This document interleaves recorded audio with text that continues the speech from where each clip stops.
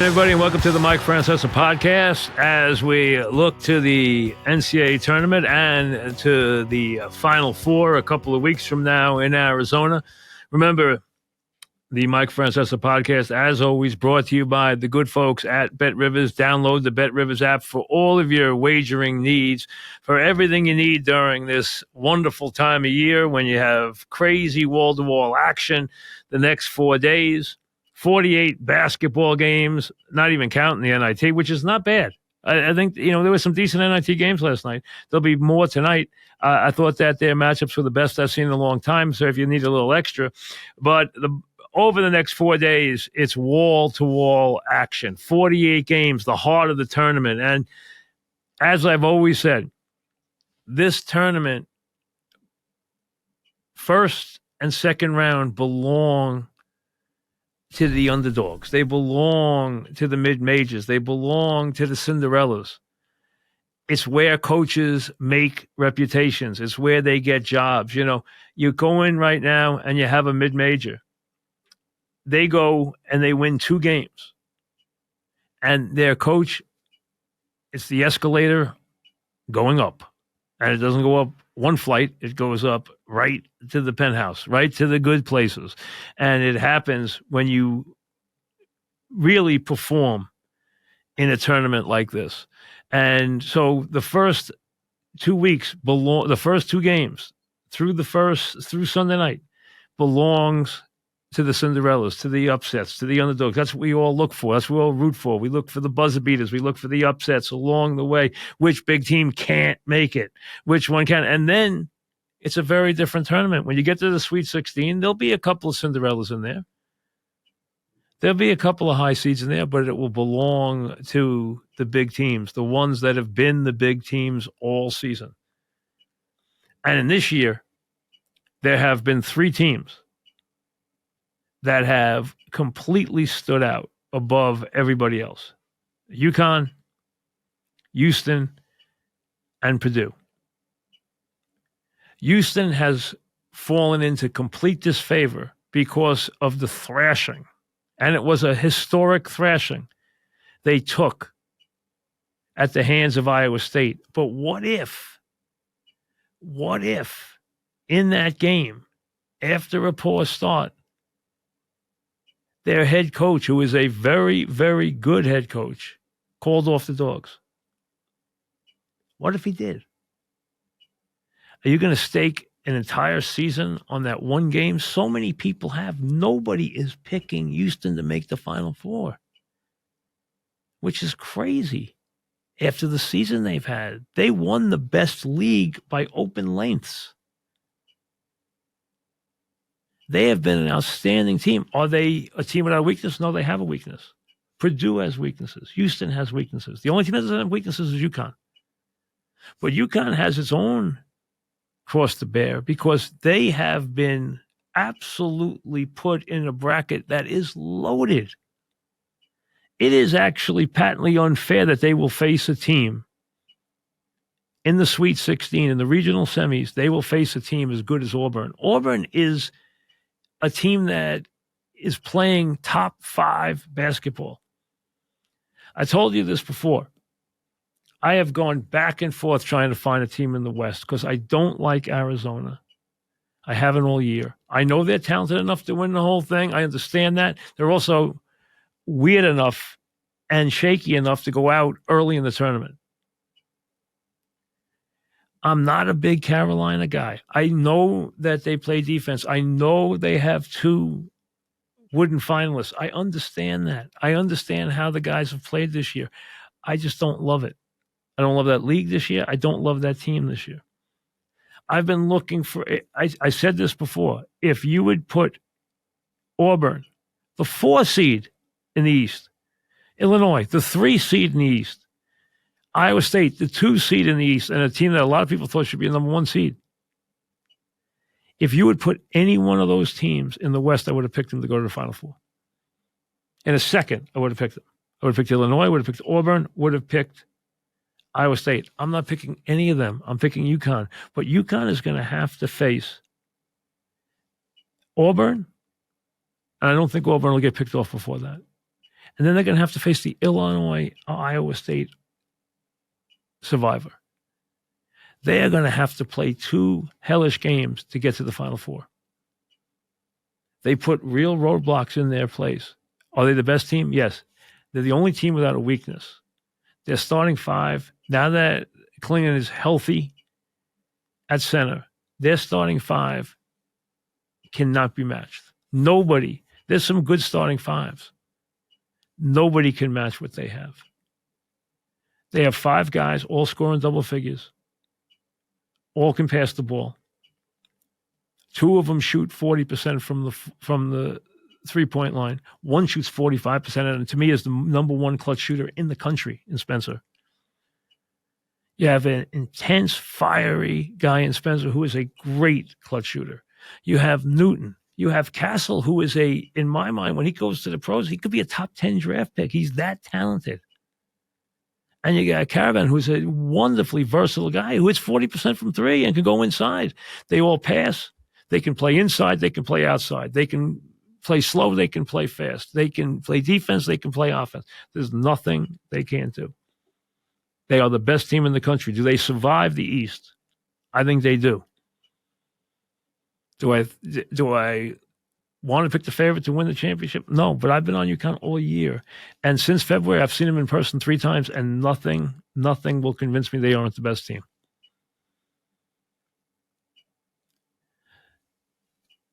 So in the East, I think the chalk will advance to the Sweet 16. I think you won't get a lot of upsets. I think Auburn, Illinois, Iowa State, UConn are all playing that well. I think all 4 will survive to the Sweet 16, which is unusual to get a bracket in 1, 2, 3, 4 in form, all showing up in the Sweet 16. It does not happen often these days. You get a lot of upsets.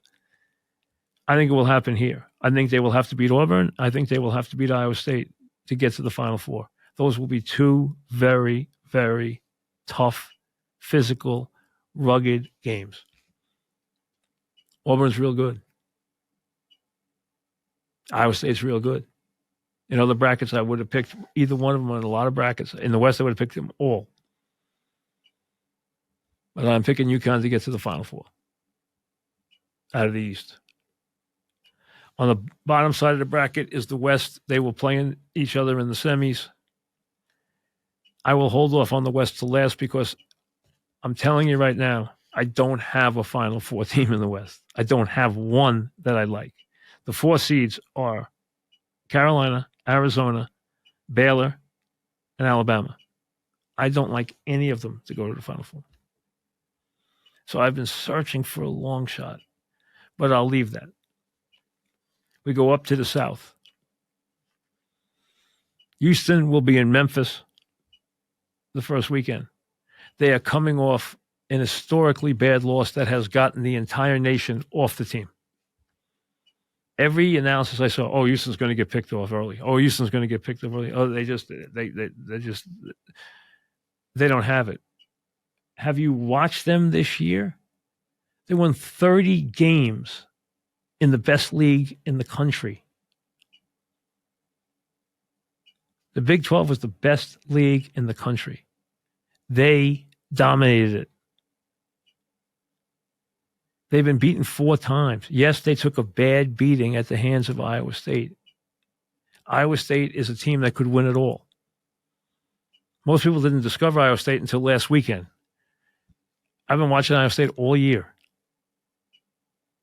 Now, they're a lot like Houston in that they're a great defensive team. They're the 2 best defensive teams in the country. And they both have flaws offensively. They both struggle to score. And that can haunt you in this tournament. And that's the only thing that scares me about Houston is they are going to come up in a game, Elite 8, maybe even Sweet 16, because they're going to face some interesting games here. If form holds, they're going to have to beat Duke, which is a 4 seed. And they're going to have to beat, I think, Kentucky, which is a 3 seed. I've heard a lot of people say Kentucky's badly seeded as a 3 seed. Kentucky's badly seeded as a 3 seed if you are treating Kentucky on just their results. But don't do that because they have not played to their capabilities, when you treat them on their ability, their pure talent, they are a top 5 team in the country, talent-wise. Top 5. Yes, they have a bunch of freshmen, but they have some spectacular players in Reed Shepherd. But all of them, their ability to score. There are years where John's team were very talented with NBA players, but they couldn't put the ball in the ocean. This team is the number 1 shooting by percentage 3-point team in the country. They can score 15 points in a minute. Literally in a minute, they can score 15 points. That's how explosive they are. They don't play a lick of defense. Not a lick. That's what haunts you about them. But they are very talented.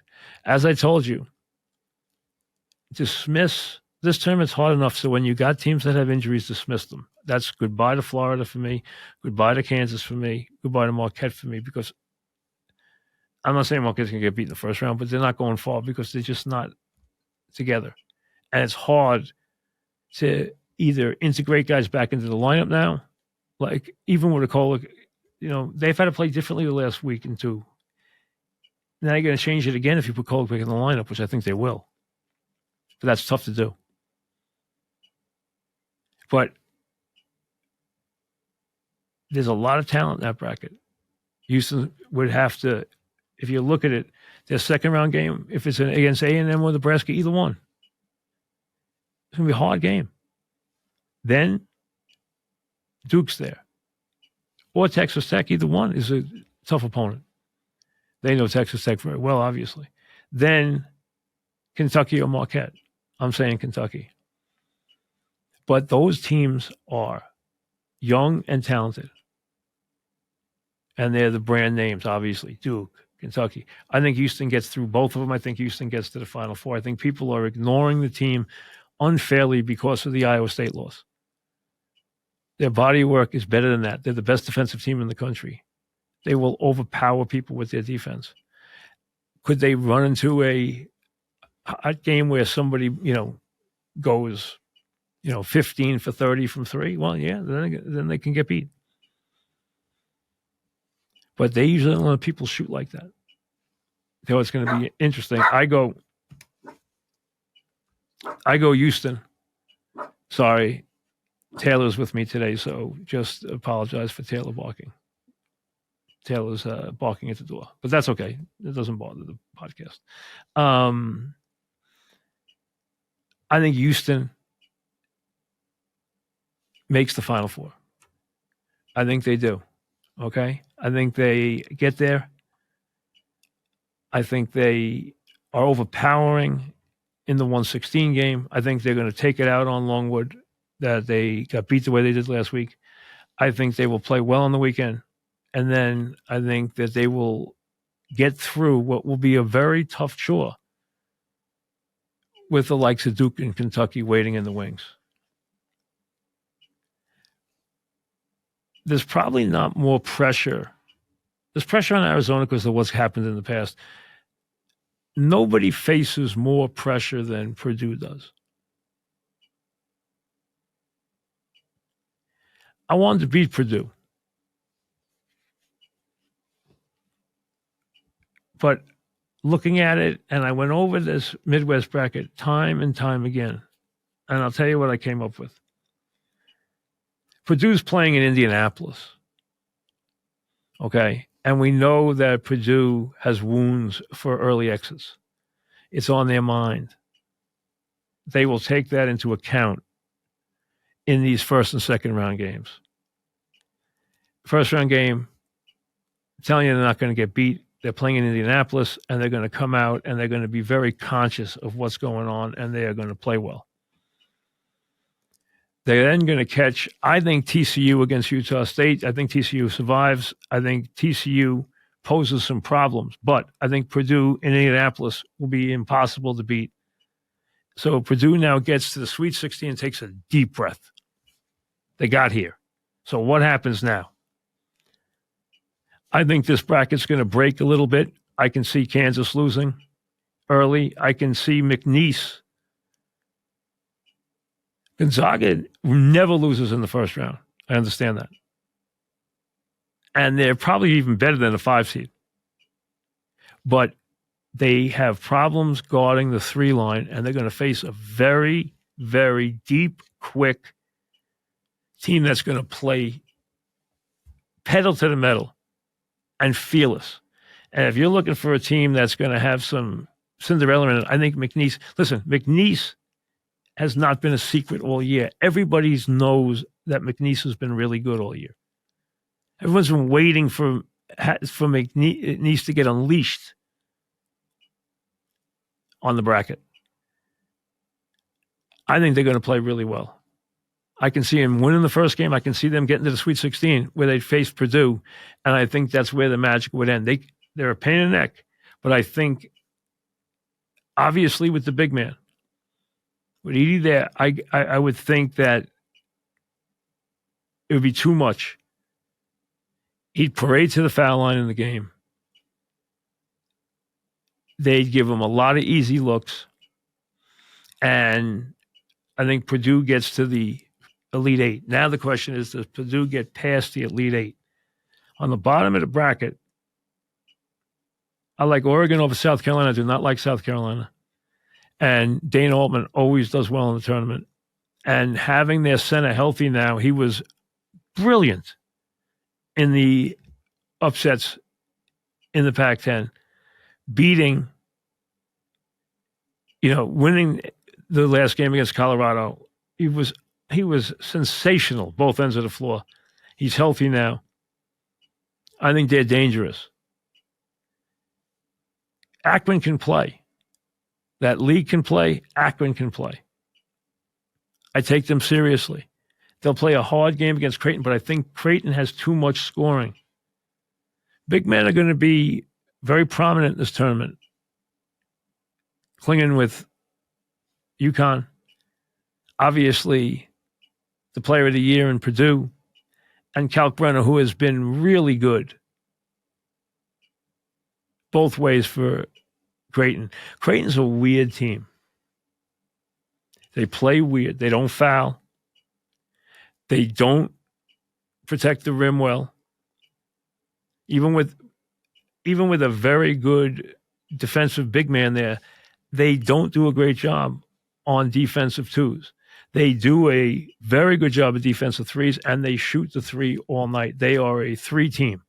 They live and die by the 3. They have 5 guys that can shoot the 3, including Kalkbrenner, but Shyman, Ashworth, Alexander, Miller. They're a 3 bombing team, and they will either shoot themselves in or shoot themselves out of the tournament. I think they get by Oregon, not easily. And then Tennessee's waiting at the bottom. Now, Tennessee is another team that took a big hit when they got absolutely embarrassed by Mississippi State. But the problem here is not Tennessee. It's Barnes. Their coach has been I hate to say it, he's a nice man. And he's been a very successful coach, but he's been a bad NCAA tournament coach. Bad. He did get Texas to the Final Four once with Durant, but he had Durant. I can't back Tennessee to go deep. And I know Texas isn't great. They're up and down. But they have the makings of a really dangerous team because they can really score. Plus, my favorite player in college basketball is Max Abmas. Now, Abmas, if you remember, set the tournament upside down with Oral Roberts a couple of years ago. He went, after graduating Oral Roberts, he went to Texas this year. He had a good year. He didn't have a great year. But you know what? I think he will be wild in the tournament. I think he's the 8th leading scorer of all time in the NCAA. He will be wild in the tournament. I think he will put on a show. So I have them winning in the first round, although they're going to play a very good Colorado State team. I have them upsetting Tennessee. That might look really bad. But you have to pick upsets along the way here. And I can see him putting on a show. And if I'm right about that show, they can do well. That could look like it could really put egg on my face for 2 rounds, that team. Creighton, Texas, I went back and forth. I picked Creighton. I just think they have too many answers, and the big man, and the 3-point shooting. And when they play high, they can beat anybody. Look what they did to UConn. When they play low, they can get beat by a lot of people because they rely heavily on the 3. When they shoot badly, they lose. When they shoot great, they win.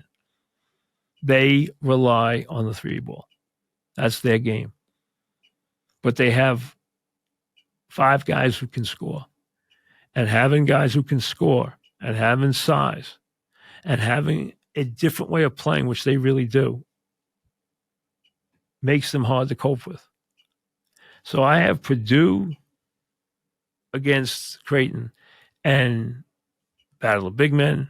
Fun game. Really terrific game. I wanted to pick Creighton, but I just have this feeling that we're going to get a Purdue UConn final. It would be great. The 2 big men, 2 big teams, player of the year here, team of the year here. Klingon, who's a really good player, good big man, does everything. Obviously, the player of the year here for Purdue. I just had that in my head. I don't like picking 3 1s. I usually believe that 2 1s are going to go, a 3 or 4 is going to go, and then someone below 4 is going to go. That's my thoughts on most. If you ask me for the typical Final Four, I think 1-1, 3 or 4, and then, a 6 or a 7, something like that. I have 3 1s this year. They've been the best 3 teams all year. They've been at the top all year. UConn, Houston, Purdue. I have a UConn Purdue final. We'll talk about that when it happens, if it happens. So I have 3 1s, which I don't like. I don't like to pick it, but that's what I wound up with. I fought it. I tried to go against it. I almost picked Kentucky over Houston, and I said, do I really believe Kentucky's going to beat Houston, or do I think Houston's going to beat Kentucky? And I think Houston's going to beat Kentucky. I went back and forth. I was going to pick Kentucky. I really was. I was back and forth and back, and I took Houston. I really took Houston for this reason, because everybody has ignored them, and I think it's wrong. They're ignoring them all for 1 game. Before that, I think a lot of people would have picked them. And right now, the favorite to win the tournament is UConn, but it's lessened because a lot of people look at how hard their bracket is. And it's very close for second with Houston. But if you see people, they're not picking Houston because of that 1 game. A lot of people got off Tennessee for the same reason. I didn't get off Tennessee for that reason. I got off Tennessee because their coach just never delivers. So I have UConn, Houston, Purdue. And then in the West, I wanted to pick Michigan State so badly. I probably just should, because I think something weird. I know everybody thinks New Mexico is going to go on a wild run. That conference usually doesn't do that well.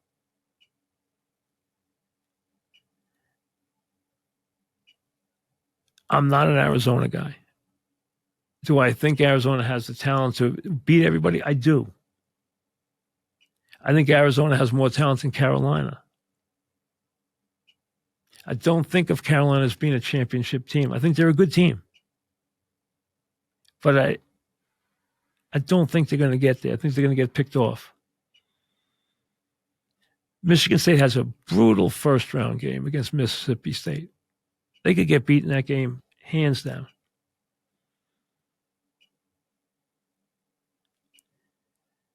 That road, Mississippi State, Carolina, tells me that I can't pick Michigan State. They just haven't been consistent enough to make me think they're going to win a really tough first game and then turn around and really throw a huge upset into the mix with Carolina.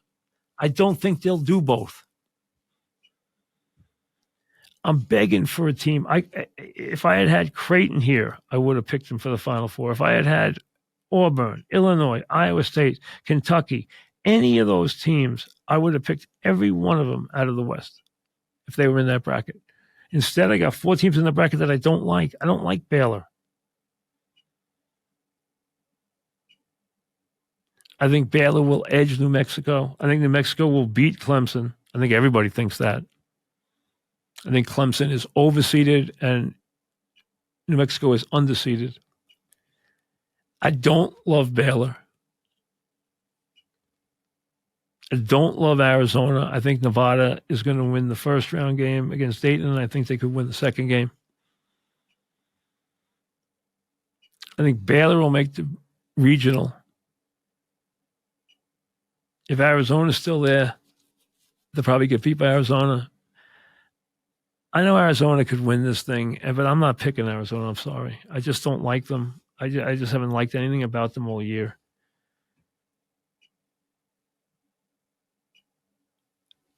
I'm really without a team. I should probably pick, like Grand Canyon and just, leave it alone because I don't like any of the teams in the West. Do I think Michigan State? I might kick myself for not picking Michigan State as they're sitting there off the upset of Carolina. Then I will probably kick myself. I think the team that could get hot, and I think they could get picked off in the first game, is Alabama. But Charleston is going to give them it's going to be a high scoring, 2 teams that shoot the 3 like crazy. Charleston's dangerous. I figure Alabama's got, they're playing the same style. When 2 teams play the same style, take the talent.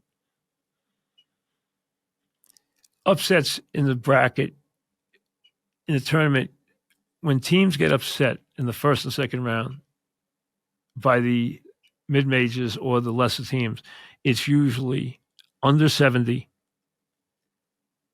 and the game usually slows down a lot. Very rarely does a big team get upset at a fast pace because that's where the talent wills out. That's where their depth wills out. That's why Alabama beats Charleston, because they're just going to play the same way, and Alabama's got more talent. Alabama was a bitter disappointment last year with all the craziness that went on last year. I thought about that as they enter the tournament this year. I think about teams one year to the next and what happened, and will they turn around this year? So by process of elimination, not by anything terrific, not by any special quality, I'll probably kick myself for not picking Michigan State, but I'm going to pick Alabama as my 4th team. And again, I don't love Alabama. If I could change them with 7 or 8 teams, I would switch them. But I don't like anybody. And I don't want to pick a heavy favorite when I've picked the 3 other ones because I didn't want to pick them. But I went with what I believed, and I wound up with this. I usually don't, but I see Purdue having had so many questions to answer and carried the baggage that they have a huge chip on their shoulder. And I think Indianapolis and Detroit will be places that will be Indianapolis is great for them. I think Detroit will also be very good for them. I think that will give them real cushion from a fan base standpoint. And I think that's helpful, really helpful when it comes to the kind of pressure they're going to face. Houston, I think, will be really in a nasty mood the first game and the second game. And then it's going to be interesting because they're going to play some very talented young teams. Most likely Duke, or Kentucky, or Marquette. I think Kentucky. And like I said, I went back and forth and back on Houston, Kentucky over and over and over again. So I wound up with UConn, Alabama, Houston, and Purdue. And Alabama is not a strong pick. I admit that. But again, I said I don't like Arizona. I said I don't like Carolina. I said I don't like Baylor. I was left with nothing. I'm telling you, if Michigan's, I wanted so badly to pick Michigan State, but they've been so woefully inconsistent. And I don't think the Big Ten is that good. I think Purdue has been solid all year. They've only lost 4 times. I really look at that as a big factor. UConn's been beat 3 times. Once they were not 100%. So they've lost twice when they were healthy. Houston's only been beat 4 times. Now, the last time was an historic beating, and they have paid mightily for that in the public's perception. Purdue has only been beat 4 times. Those 30-win teams are the kind of teams that get to the Final Four.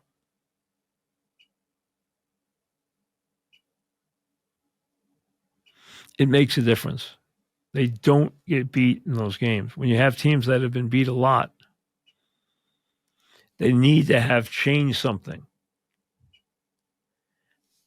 Alabama's played to a certain style this year. They've been either very good or very bad because they are very much an offensive team. But they can overwhelm people. And the matchups that they get here, if I don't love the teams, I can see their talent and their offensive force and firepower coming through. So, UConn, Alabama, Houston, Purdue, UConn, Purdue in the championship game. And you know that I'm a UConn guy. I think UConn is the best team. That could be a great game. I would love to sign for that because I would love to see Purdue and their big man against UConn and their big man. I think it would be a great setting for college basketball. It really would. So UConn, Houston, Alabama, and Purdue is my Final Four. We will have plenty of stuff for you every day. I'll put games that I like up on Twitter.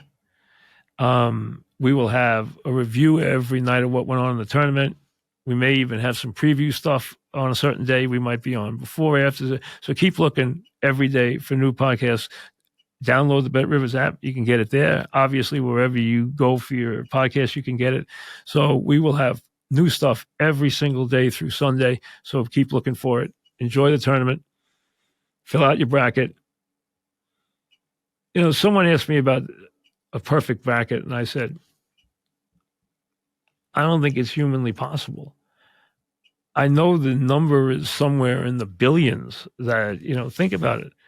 The amount of possibilities are so overwhelming that I can't think that it would, you know, you have a better chance of it's probably about on the same terms of, you know, winning some of these lottery things.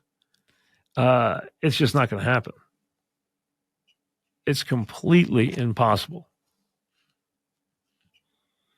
You know, there could be plenty of action and upsets, which is what everyone looks for. You got live teams here. If you're looking for live teams in the first round, this is now talking about underdogs and point spreads. Morehead State getting 12.5 against Illinois is a live underdog. I don't think they'll win the game, but I think they'll play well. I think Charleston, it's either 9.5 or 10, getting 10 points, I think will play well. I don't think they'll win, but they'll play well. I talked about McNeese already. I actually see them winning a couple games outright. So I obviously like them as an underdog. I think they're getting 6.5 or 7 from Gonzaga in the first round.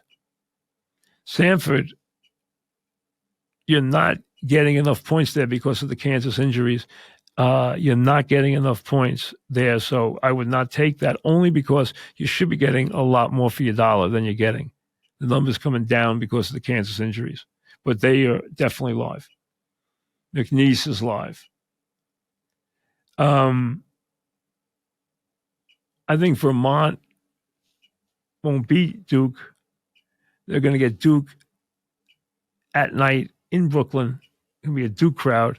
I don't think they'll beat them, but they play the right way. They play defense. They pass the ball. They move. They cut.